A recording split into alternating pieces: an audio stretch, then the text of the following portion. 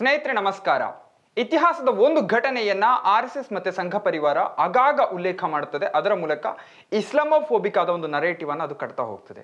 ಅದೇನಪ್ಪ ಅಂದ್ರೆ ನಳಂದ ವಿಶ್ವವಿದ್ಯಾನಿಲಯವನ್ನ ಬಖ್ತಿಯಾರ್ ಖಿಲ್ಜಿ ನಾಶ ಮಾಡಿದ್ದು, ಬೆಂಕಿ ಕೊಟ್ಟದ್ದು. ಬಖ್ತಿಯಾರ್ ಖಿಲ್ಜಿ ಬೆಂಕಿ ಕೊಟ್ಟು ನಾಶ ಮಾಡಿದ ನಳಂದ ವಿಶ್ವವಿದ್ಯಾನಿಲಯವನ್ನ ಈಗ ನರೇಂದ್ರ ಮೋದಿ ಅವರು ಮತ್ತೆ ಸೆಟೆದು ನಿಲ್ಲುವಂತೆ ಮಾಡಿದ್ದಾರೆ ಎಂಬ ಪ್ರಚಾರವನ್ನ ಮಾಡ್ತಾ ಇದ್ದಾರೆ. ಈ ವಿವಿಯ ಈಗಿನ ಪರಿಸ್ಥಿತಿ ಏನು, ಈ ಬಗ್ಗೆ ಮಾತಾಡ್ತೀನಿ. ನಾನು ಚರಣೈ ವರ್ನಾಳ್.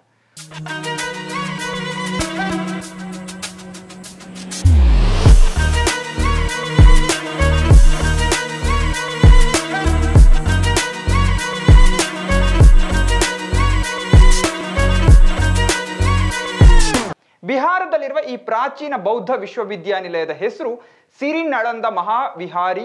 ಭಗವಾನ್ ಬುದ್ಧನ ಶಿಷ್ಯ ಸಾರಿಪುತ್ರನು ತನ್ನ ಸಂಘದ ಜೊತೆಗೆ ಇಲ್ಲಿ ವಾಸ ಮಾಡ್ತಾ ಇದ್ದ. ದೇವನಾಂಪ್ರಿಯ ಪ್ರಿಯದರ್ಶಿ ಅಶೋಕ ಇಲ್ಲೊಂದು ಬೌದ್ಧ ವಿಹಾರವನ್ನ ಕಟ್ಟಿದ್ದ.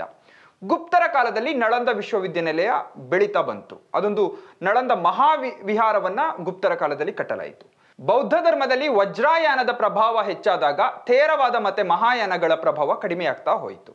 ಹಾಗಾಗಿ ಈ ತಾಂತ್ರಿಕ ಪಂಥವಾದ ವಜ್ರಾಯಾನಕ್ಕೆ ರಾಜಾಶ್ರಯ ಸಿಕ್ಕಿ ಪಾಲರಾಜರು ನಿರ್ಮಿಸಿದ ವಿಕ್ರಮಶೀಲದಂತ ವಿಶ್ವವಿದ್ಯಾನಿಲಯಗಳು ಮುನ್ನೆಲೆಗೆ ಬಂದವು. ಆಗ ಈ ನಳಂದ ವಿಶ್ವವಿದ್ಯಾನಿಲಯ ಹಿನ್ನೆಲೆಗೆ ಸರಿತಾ ಹೋಯಿತು. Bharat, Korea, Japan, China, Tibet, Indonesia, Burma, Malaysia, Sri Lanka ಹೀಗೆ ಮುಂತಾದ ದೇಶಗಳ ಸಾವಿರಾರು ವಿದ್ಯಾರ್ಥಿಗಳು ನಳಂದದಲ್ಲಿ ಬೌದ್ಧ ಧರ್ಮ ಮತ್ತೆ ಇದು ಮಾತ್ರ ಅಲ್ಲ, ತಾವು ಸತತವಾಗಿ ವಿರೋಧಿಸ್ತಾ ಬಂದಿರುವಂತ ವೈದಿಕತೆಯ ಸ್ಕ್ರಿಪ್ಚರ್ಗಳನ್ನ ಕೂಡ ಅಭ್ಯಾಸ ಮಾಡ್ತಾ ಇದ್ರು. ಗ್ರಂಥ ಸಂಪಾದನೆ, ಹಸ್ತಪ್ರತಿಗಳ ಕೆಲಸ ನಡೀತಾ ಇದ್ವು. ಚೀನಾದ ಯಾತ್ರಿಕ ಹುಯೆನ್ ಸಾಂಗ್ ಕೂಡ ಇಲ್ಲಿಯ ವಿದ್ಯಾರ್ಥಿಯಾಗಿದ್ದ.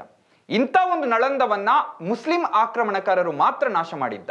ಈ ವಿಶ್ವವಿದ್ಯಾನಿಲಯದ ಅವನತಿ ಆರಂಭವಾಗಿದ್ದೇ ಹಿಂದೂ ರಾಜರು ದಾಳಿ ಮಾಡೋದಕ್ಕೆ ಶುರು ಮಾಡಿದ ಮೇಲೆ. 5ನೇ ಶತಮಾನದಲ್ಲಿ ಮಿಹಿರಕುಲನ ನೇತೃತ್ವದಲ್ಲಿ ಹೂಣರು ನಳಂದದ ಮೇಲೆ ದಾಳಿಯನ್ನ ಮಾಡ್ತಾರೆ.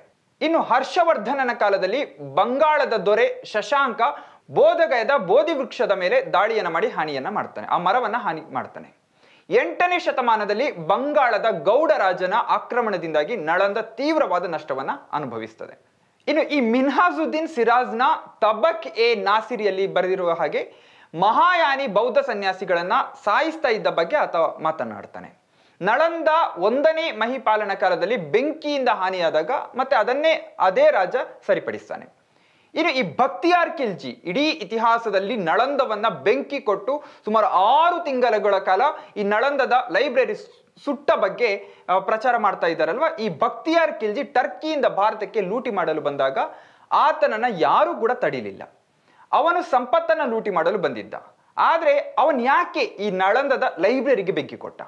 6 ತಿಂಗಳು ಈ ಲೈಬ್ರರಿ ಉರಿತಾ ಇತ್ತು ಅಂತ ಹೇಳ್ತಾ ಇದ್ದಾರೆ. ಅದನ್ನ ರಕ್ಷಿಸುವ ಕೆಲಸವನ್ನ ಸ್ಥಳೀಯ ಸೇನಾ ರಾಜರು ಯಾಕೆ ಮಾಡಲಿಲ್ಲ? ಬೌದ್ಧ ಧರ್ಮದ ಮೇಲೆ ಕಣ್ಣಿಟ್ಟು ಇದು ನಾಶ ಆಗೋದನ್ನ ಬಯಸಿದ ಅನೇಕ ಹಿಂದೂ ರಾಜರುಗಳು ಕೂಡ ಖಿಲ್ಜಿಯ ಈ ಕೆಲಸವನ್ನ ತಡಿಲಿಲ್ಲ. ಅಲ್ಲದೆ ಅವನಿಗಿಂತ ಮೊದಲೇ ಹಿಂದೂ ರಾಜರು ಈ ವಿವಿಯ ಮೇಲೆ ಅನೇಕ ಬಾರಿ ದಾಳಿಯನ್ನ ಮಾಡಿದ್ರು. ಇತಿಹಾಸದಲ್ಲಿ ನೀವು ಗಮನಿಸಿರುವ ಹಾಗೆ ಅನೇಕ ದೇವಸ್ಥಾನಗಳನ್ನ ಮುಸಲ್ಮಾನ ರಾಜರು ದಾಳಿ ಮಾಡಿ ಹಾನಿ ಮಾಡಿದ ಬಗ್ಗೆ ಪ್ರಚಾರವನ್ನ ಮಾಡ್ತಾರೆ. ಅನೇಕ ದೇವಸ್ಥಾನಗಳ ಮೇಲೆ ಮುಸಲ್ಮಾನ ರಾಜರುಗಳು ಮತ್ತೆ ಆಕ್ರಮಣಕಾರರು ದಾಳಿ ಮಾಡಿದ್ದಾರೆ. ಹಾಗಂತ ಹೇಳಿ ಹಿಂದೂ ರಾಜರು ಮಾಡಿದ ಆಕ್ರಮಣಗಳ ಬಗ್ಗೆ ನಾವು ಮರಿತಾ ಇದ್ದೇವೆ. ಅದನ್ನ ನಾವು ಮುನ್ನೆಲೆಗೆ ತರ್ತಾ ಇಲ್ಲ, ಚರ್ಚೆಯನ್ನ ಮಾಡ್ತಾ ಇಲ್ಲ. ಯಾಕಂದ್ರೆ ಆ ಮೂಲಕ ನಾವು ಯಾವುದನ್ನ ಕಟ್ಟೋದಕ್ಕೆ ಹೋಗ್ತೀವಿ? ಇಸ್ಲಾಮೋಫೋಬಿಕ್ ಆಗಿರುವ ನರೇಟಿವ್ ಅನ್ನ ಕಟ್ತಾ ಇರುವಂತ RSSಗೆ ಅಥವಾ ಸಂಘ ಪರಿವಾರಕ್ಕೆ ಇದು ಬೇಕಾಗಿಲ್ಲ. ಇನ್ನು ಕಾಶ್ಮೀರದ ಕವಿ ಕಲ್ಹಣನ ರಾಜತರಂಗಿಣಿಯಲ್ಲಿ ಈ ಕಾಶ್ಮೀರದಲ್ಲಿ ಹಿಂದೂ ದೊರೆ ಹರ್ಷ ಹಿಂದೂ ದೇವಾಲಯಗಳ ಮೇಲೆ ದಾಳಿ ಮಾಡ್ತಾ ಲೂಟಿ ಮಾಡ್ತಾ ಇದ್ದ ಬಗ್ಗೆ ಆತ ಬರೀತಾನೆ.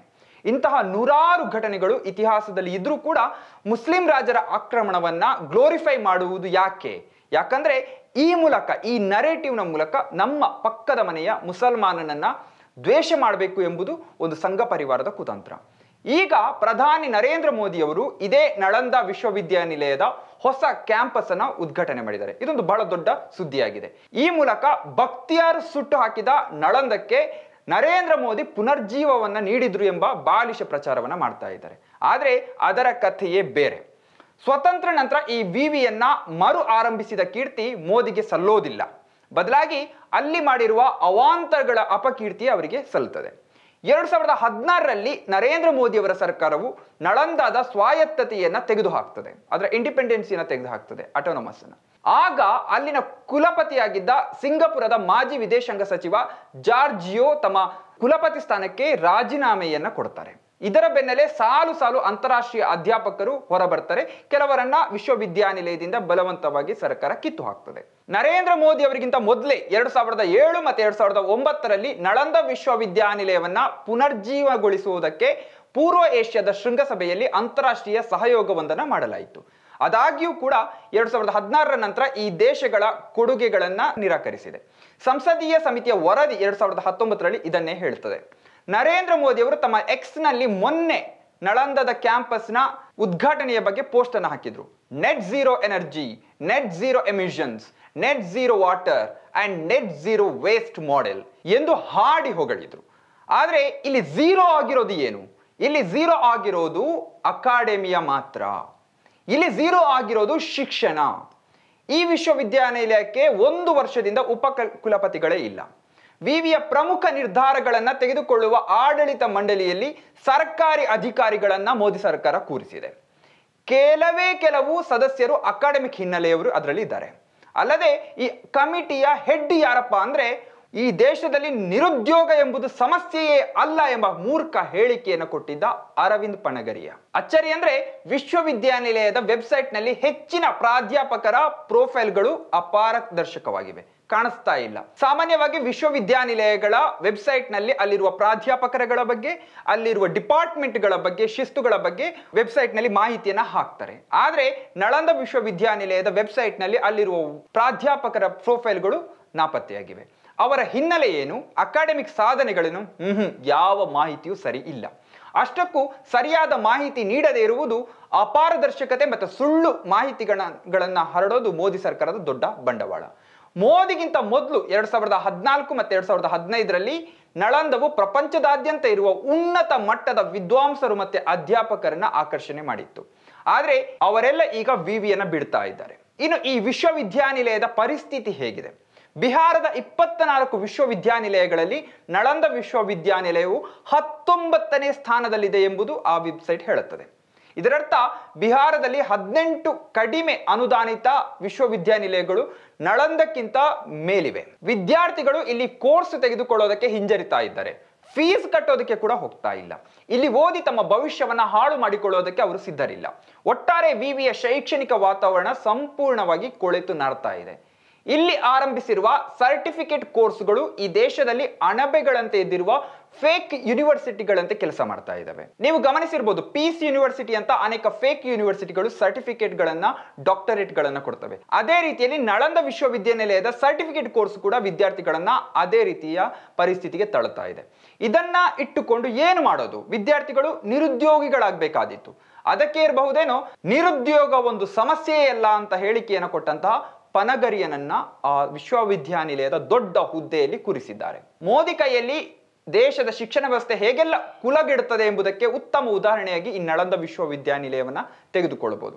2016ರಲ್ಲಿ ಈ ವಿಶ್ವವಿದ್ಯಾನಿಲಯದ ಮೊದಲ ಬ್ಯಾಚ್ನ ವಿದ್ಯಾರ್ಥಿಗಳಿಗೆ ಘಟಿಕೋತ್ಸವವನ್ನೇ ಮಾಡಿಲ್ಲ. ಹೀಗೆಲ್ಲ ಆದ್ರೆ ವಿದ್ಯಾರ್ಥಿಗಳು ಹೇಗೆ ಈ ವಿಶ್ವವಿದ್ಯಾನಿಲಯಕ್ಕೆ ಅಧ್ಯಯನ ಮಾಡೋದಕ್ಕೆ ಬರ್ತಾರೆ?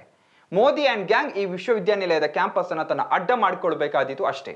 2010-11ರಲ್ಲಿ UPA ಸರ್ಕಾರ ಈ ವಿವಿಯ ಅಭಿವೃದ್ಧಿಗೆ 10 ವರ್ಷಗಳ ಅವಧಿಗೆ 2710 ಕೋಟಿಯನ್ನು ಕೊಟ್ಟಿತ್ತು. ಆದರೆ ಈ ಹಣವನ್ನು ಎಷ್ಟರ ಮಟ್ಟಿಗೆ ಮೋದಿ ಸಾಹೇಬ್ ಮತ್ತೆ ಅವರ ಟೀಮ್ ಬಳಸಿದೆ ಎಂಬುದು ಯಾರಿಗೂ ಗೊತ್ತಿಲ್ಲ.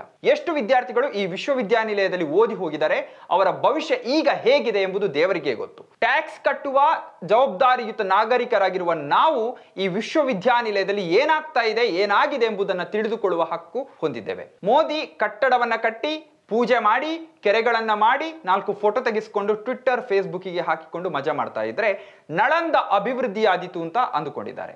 ಖಿಲ್ಜಿ ಹಾಗೂ ಹಿಂದೂ ರಾಜರು ನಳಂದ ವಿಶ್ವವಿದ್ಯಾನಿಲಯದ ಮೇಲೆ ದಾಳಿಯನ್ನ ಮಾಡಿ ಸುಟ್ಟು ಹಾಕಿದ್ರು, ಲೂಟಿ ಮಾಡಿದ್ರು.